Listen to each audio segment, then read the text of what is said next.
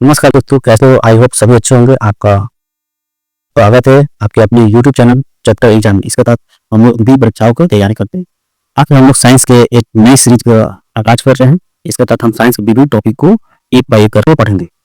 या जो पहला टॉपिक होगा वो रिस्पिरेशन होगा, श्वसन होगा। ये जो टॉपिक्स होंगे वो सभी परीक्षाओं के लिए महत्वपूर्ण होंगे, चाहे वो स्टेट गवर्नमेंट को कोई एग्जाम हो, चाहे एसएससी हो, बैंक हो या सीजीएल हो, सभी परीक्षाओं के लिए इंपॉर्टेंट होगा जिसमें साइंस से क्वेश्चन पूछे। देखिए हम लोग पढ़ते हैं, हम स्टार्ट करते हैं। फर्स्ट विद यार रिस्पिरेशन। रिस्पिरेशन मतलब श्वसन। आप लोग थंबनेल देख के समझ गए कि हम लोग पहला टॉपिक क्या पढ़ने पड़े, रिस्पिरेशन, श्वसन। देखिए श्वसन, श्वसन के बारे में समझेंगे। देखिए ऑक्सीजन भोज्य पदार्थों का ऑक्सीकरण, ऑक्सीडेशन कर विघटन और ऊर्जा उत्पन्न करती है। तो भोज्य पदार्थों का ऑक्सीकरण कर ऊर्जा उत्पन्न होने की प्रक्रिया क्या कहलाती है? श्वसन कहलाती है। एग्जाम्पल पे देखेंगे। देखिए ये भोजन है हमारा, ये जो दिख रहा है आपको, ये टोटल ये भोजन जिससे हम लोग खाते हैं। ये इसमें सब चीज है, जैसे फल है, सब्जी है, मटन है, सब चीज है। ठीक, अब देखेंगे आगे इसका जो एग्जाम्पल है, जैसे C6H12O6। ठीक, इसे हम प्राप्त करेंगे P प्लस O2 ऑक्सीजन का अगर दोनों मिले रहते, इससे हम क्या प्राप्त होगा? CO2 और H2O। ठीक, तो जल प्राप्त होगा, इससे हमें क्या मिलेगी? ऊर्जा प्राप्त होगी। जिससे हमें ऊर्जा प्राप्त होगी तो हम उसी कार्य को करने में सक्षम हो पाएंगे। तो देखिए सांस लेने से लेकर हमारे शरीर में ऊर्जा बनने तक की प्रक्रिया को कितने भागों में बांटा जाता है? 3 भागों में बांट सकते हैं। कितने भागों में बांट सकते हैं? 3 भागों में बांट सकते हैं। देखिए पहला देखिए रिस्पिरेशन, ये जो पहला होता है बाह्य श्वास, एक्सटर्नल रिस्पिरेशन कहते हैं। और दूसरा जो होता है गैसों का शरीर में परिवहन, ठीक, ट्रांसपोर्टेशन ऑफ गैसेस। तीसरा होता है आंतरिक श्वसन, इंटरनल रिस्पिरेशन। देखिए क्या होता है कि जैसे हम कोई सांस लेते हैं तो 105% आप सांस अंदर लेते हैं। ठीक, अब तो छोड़ते हैं हम क्या छोड़ते हैं? CO2 छोड़ते हैं। ऑक्सीजन लेते हैं और CO2 छोड़ते हैं। और ये जो कहा कि इंटरनल फायदा फेफड़ा में जाता है, और फेफड़ा में जाके ये O2 बन के मतलब O2 हमारे फेफड़े में रह जाता है, और हमारे अंदर से क्या निकलता है? CO2 कार्बन डाइऑक्साइड निकलता है। फिर इसके आगे देखेंगे। देखिए बाह्य श्वसन, बाह्य श्वसन क्या होता है? देखिए प्राणियों और वातावरण के बीच श्वसन गैसों जैसे ऑक्सीजन, CO2 के आदान प्रदान वो बाह्य श्वसन करते हैं। ठीक, ऑक्सीजन और CO2 के आदान प्रदान को क्या कहते हैं? बाह्य श्वसन कहते हैं। ऑक्सीजन का शरीर में आना और कार्बन डाइऑक्साइड के शरीर से बाहर जाना के, कार्बन डाइऑक्साइड को शरीर से बाहर जाना क्या कहलाता है? एक्सटर्नल रिस्पिरेशन कहलाता है। देखिए जैसे फोटो आपको समझ में आ रहा होगा कि जैसे O2 ऑक्सीजन हमारे अंदर आ रहा है और हमारे बाहर क्या जा रहा है? CO2 बाहर जा रहा है। ई द्वारा ऑक्सीजन आउट हो रहा है, CO2 बराबर देखते हैं। देखिए जब हम ऑक्सीजन लेते हैं तो उस समय नाइट्रोजन हमारे अंदर जाता है 78% ऑक्सीजन के साथ। नाइट्रोजन कितना जाता है? 78%, ऑक्सीजन जाता है 20% और CO2 जो कार्बन डाइऑक्साइड जाता है 0.03% और जल वाष्प जो जाता है 0.5% जाता है। इतना चीज हमारे एक सांस लेने में इतना चीज जाता है टोटल 100%। और जब हम लोग बाहर छोड़ते हैं तो जितना हम लोग नाइट्रोजन लेते हैं उतना नाइट्रोजन छोड़ देते हैं। 78% नाइट्रोजन लेते हैं, 78% छोड़ देते हैं। लेकिन ऑक्सीजन जो हम लोग 20% लेते हैं उसका हम क्या कहते हैं? 16% हम लोग छोड़ते हैं और 4% हमारे अंदर रह जाता है। और जो CO2 हम 0.03% लिए थे, छोड़ने के समय 4% हम लोग कार्बन डाइऑक्साइड CO2 जो छोड़ते हैं। और जल वाष्प जो है हम 0.5% लेते थे और छोड़ने के समय 6.5% जल वाष्प हम लोग बाहर छोड़ते हैं। तो हम श्वसन अंदर लेते हैं उसे निःश्वसन कहते हैं। निःश्वसन जिसे इंस्पिरेशन कहते हैं, और जब हम सांस बाहर छोड़ते हैं उसे एक्सपिरेशन कहते हैं, मतलब उच्छ्वास कहते हैं। देखिए गुड वाली बात यह है कि श्वसन क्रिया में वायु में नाइट्रोजन की मात्रा में कोई परिवर्तन नहीं होता है। देख रहे हैं यहाँ पे नाइट्रोजन हम 78% लिए हैं और कितने छोड़ दिए? 78% नाइट्रोजन छोड़ दिए। ठीक, अब इसके आगे देंगे कि श्वसन देख लिए, उसके आगे देंगे गैसों का शरीर में परिवहन। गैसों का शरीर में परिवहन कैसे होता है? देखिए गैसों का शरीर में परिवहन, ट्रांसपोर्टेशन और गैसें।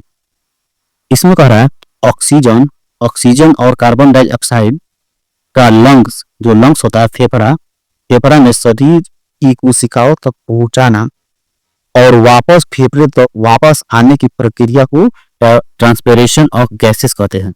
जैसे क्या ऑक्सीजन और कार्बन डाइऑक्साइड को लंग फेफड़ा तक आना, फिर आके फिर बाहर जाना, इसे क्या कहते हैं? गैसों को शरीर में परिवहन करते हैं। देखिए, श्वसन गैसों को शरीर में ट्रांसफर करने का काम कौन करता है?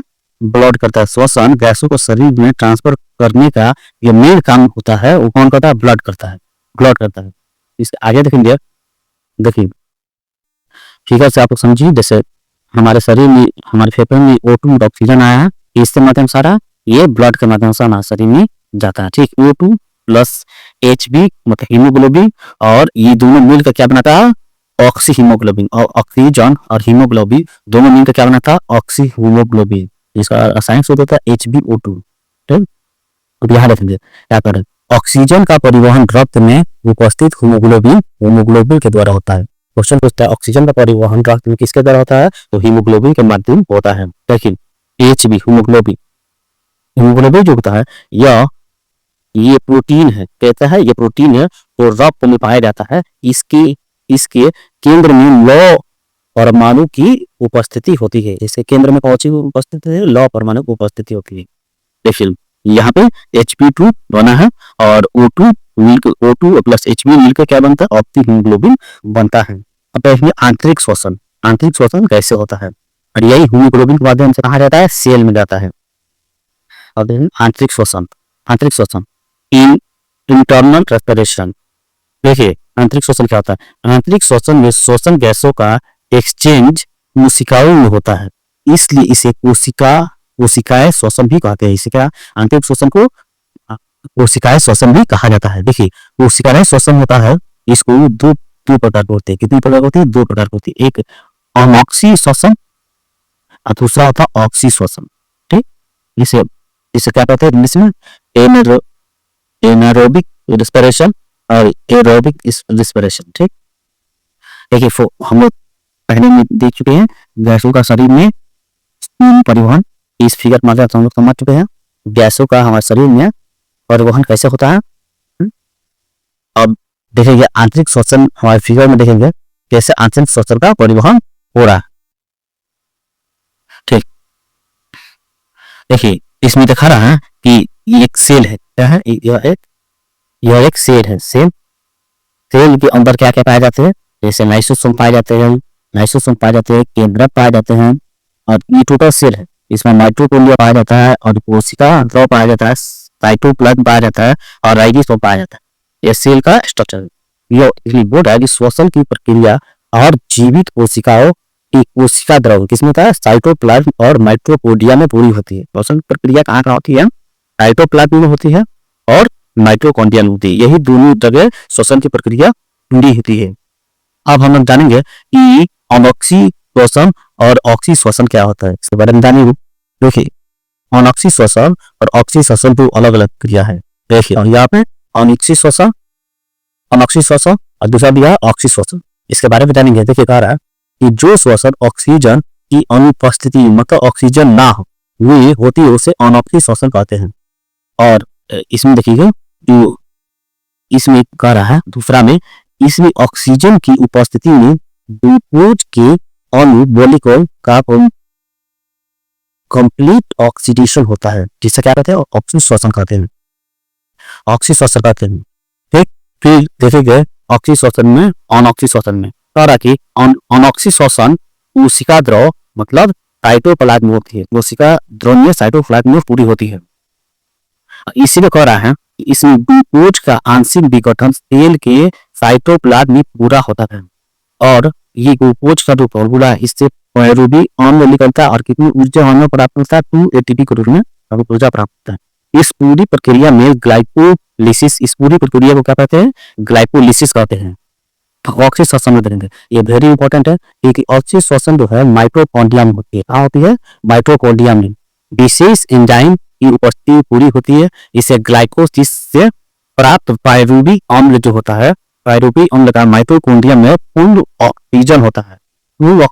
देखिए ग्लूकोज O2 फिर CO2 और फिर यहाँ पे क्या होगा H2O जल। इससे हमें कितना एटीपी ऊर्जा प्राप्त होता है? 36 एटीपी ऊर्जा प्राप्त होता है। देखिए इस प्रकार की पूरी कोशिकीय श्वसन, आंतरिक श्वसन में एक ग्लूकोज जो पूर्ण ऑक्सीकरण और पूर्ण में कितने ऊर्जा प्राप्त होते हैं? 38 एटीपी ऊर्जा प्राप्त होती है। पहला मोनोऑक्सी से 2 एटीपी, ऑक्सी से 36 एटीपी, टोटल मिला के हमें 38 एटीपी ऊर्जा प्राप्त होती है। तो ऑक्सी श्वसन को इस चक्र का केप्स चक्र भी बोला जाता है। ऑक्सी श्वसन को क्या बोला जाता है? केप्स चक्र भी बोला जाता है। अब देखेंगे इसमें अगला देखेंगे कि जो इंपॉर्टेंट पॉइंट है उसको देखेंगे, इंपॉर्टेंट पॉइंट भी देखेंगे। कह रहा है कि इंपॉर्टेंट पॉइंट में मनुष्य की सांस लेने की जो दर होती है ये 1 मिनट में 12 से 15 बार होती है। 1 मिनट में 12 से 15 बार सांस लेते हैं। और मनुष्य की श्वसन प्रक्रिया का नियंत्रण मस्तिष्क के कहाँ होता है? मेडुला ऑब्लिंगेटा भाग में होता है। इसके द्वारा होता है मेडुला ऑब्लिंगेटा भाग द्वारा होता है। ये मेडुला ऑब्लिंगेटा यहाँ होता है, बस होता है, इसी के द्वारा होता है। अब देखेंगे इससे रिलेटेड जो इंपॉर्टेंट क्वेश्चन है उसको भी हम लोग देखेंगे और जो एग्जाम में पूछे जाते हैं समझ हम इसमें क्वेश्चन नंबर लेंगे 1 लेंगे। देखिए इंपॉर्टेंट इससे रिलेटेड क्वेश्चन देखिए कह रहा है स्तनधारियों नेमस में श्वसन होता है। कहाँ होता है? प्लूम्स द्वारा, श्वसन नली द्वारा, त्वचा द्वारा। इसका आंसर है फेफड़े द्वारा। इसके द्वारा होता है फेफड़े द्वारा। ठीक, देखिए श्वसन की क्रिया में वायु के कोने से घटक में मात्रा में कोई परिवर्तन नहीं होती है। कोई मात्रा में परिवर्तन होते हैं किसमें? नाइट्रोजन में कोई मात्रा में परिवर्तन होते हैं। हमारी छोड़ी हुई सांस की हवा में CO2 की मात्रा लगभग कितनी होती है? CO2 की मात्रा लगभग 4% होती है। आगे देखेंगे कह रहा है अनॉक्सी श्वसन का अंतिम उत्पाद होता है पायरुवी अम्ल होता है। अलग है केप्स चक्र में किसका संश्लेषण होता है? पायरुवी अम्ल का होता है। पायरुवी अम्ल का ही संश्लेषण होता है। श्वसन की क्रिया संपन्न होती है माइटोकॉन्ड्रिया में। अगला क्वेश्चन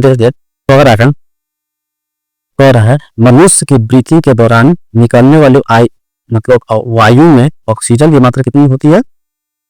16% होती है। एक मिनट की पूर्ण ऑक्सीकरण पर कितने एटीपी ऊर्जा हमें प्राप्त होता है? 38 एटीपी।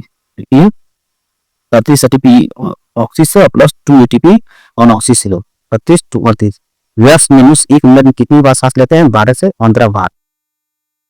आगे देखेंगे जिस द्वारा हीमोग्लोबिन के बारे में सही कथन है। हीमोग्लोबिन के बारे में कौन सा सही कथन है? देखिए इसमें 1, 2 और 4 सही है। यह रक्त में ऑक्सीजन का संचार करता है। दूसरा तरह यह लौहयुक्त यौगिक है। चौथा तरह यह रक्त को लाल रंग प्रदान करता है। क्वेश्चन को दिखाया गया निर्धारण कर रहा है मनुष्य में श्वसन प्रक्रिया का नियंत्रण मस्तिष्क के किस भाग द्वारा किया जाता है? इसका आंसर होगा मेडुला ऑब्लिंगेटा। लास्ट क्वेश्चन देखेंगे। लास्ट क्वेश्चन क्या करा? इस शरीर में हीमोग्लोबिन का कार्य है ऑक्सीजन का परिवहन करना। इसी के साथ ये जो टॉपिक है श्वसन खत्म होता है।